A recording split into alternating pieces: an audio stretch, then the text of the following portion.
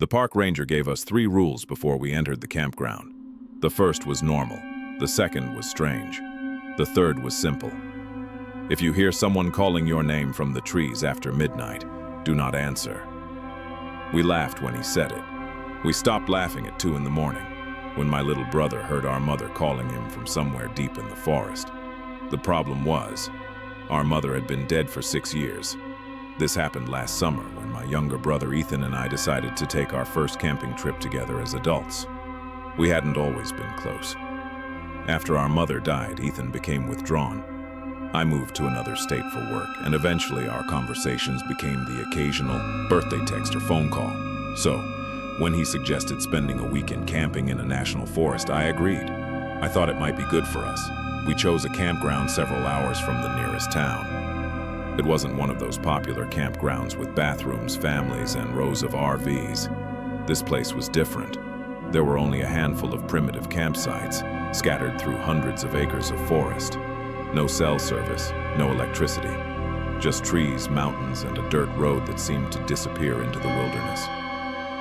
We arrived just before sunset. There was a small ranger station near the entrance, so we stopped registering. An older ranger named Daniel came outside. He looked at our vehicle, then at our camping gear. "You are staying at Site 14, Ethan nodded. Daniel didn't say anything for a moment. Then he handed us a paper map. "Road gets rough after dark. Don't drive back out unless you absolutely must." I laughed. "Is there something wrong with the road?" "No," he paused.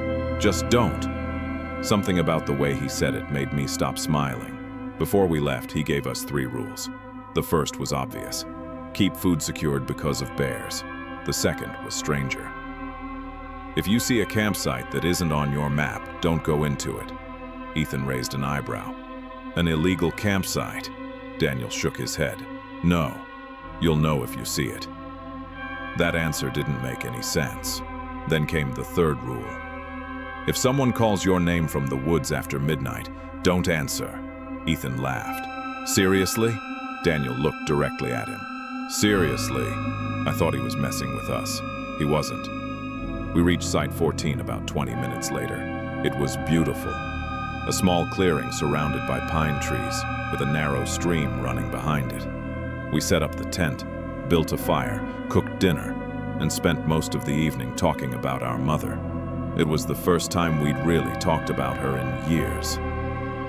Around 11, Ethan finally said something I'd never heard him admit before.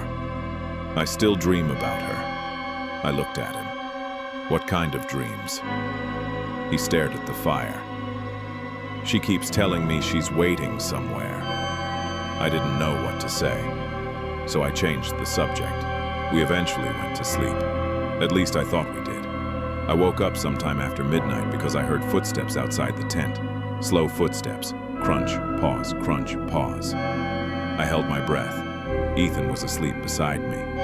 The footsteps stopped. I waited. Nothing. Then I heard a voice. "Ethan?" My entire body became cold. It sounded like a woman, an older woman, and I knew that voice. It was my mother.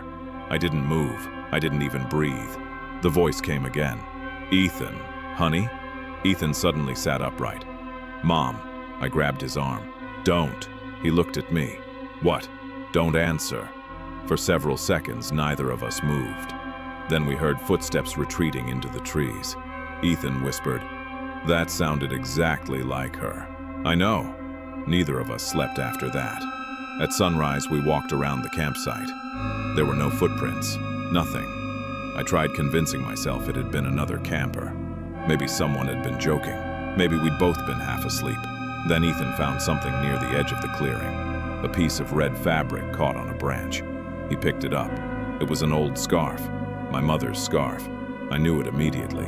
She used to wear it every winter. I've seen it hundreds of times, but there was no possible way it could be there. We brought it to the ranger station. Daniel was outside when we arrived. The moment he saw the scarf, his expression changed. He didn't ask where we'd found it. He just stared at it. Then he said, "You shouldn't have taken that."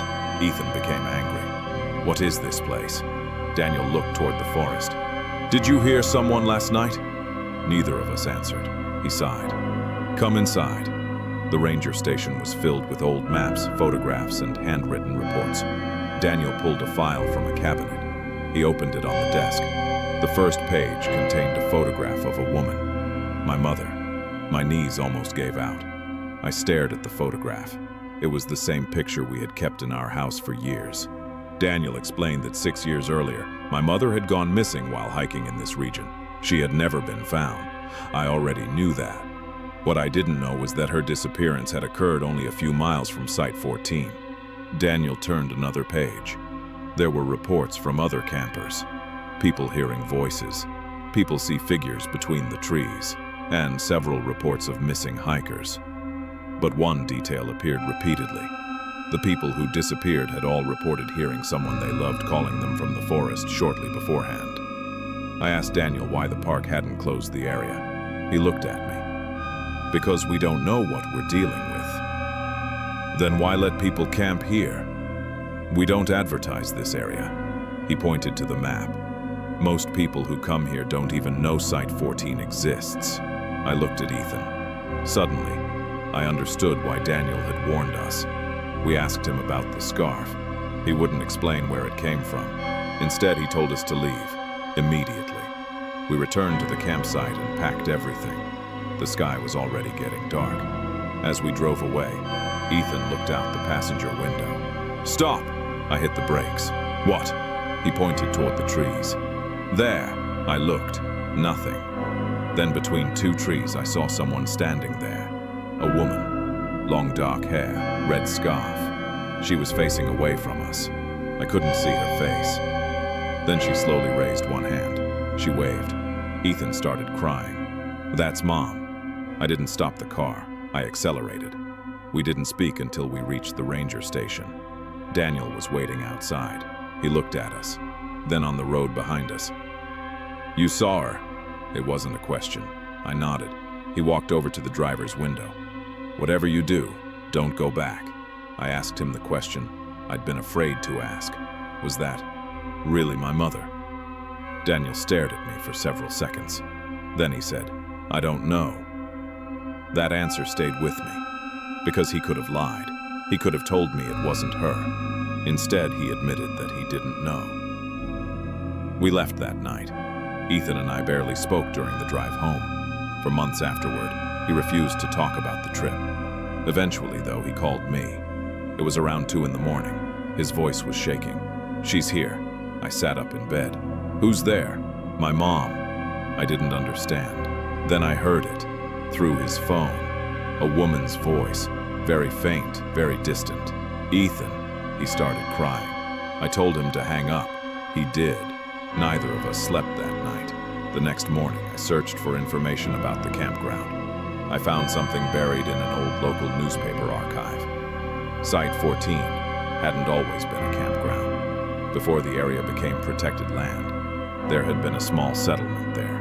Several families had lived in the valley. Then, over the years, people began disappearing. Some were found, some weren't. Eventually, the settlement was abandoned. The government removed the remaining structures, or at least that's what the official record said.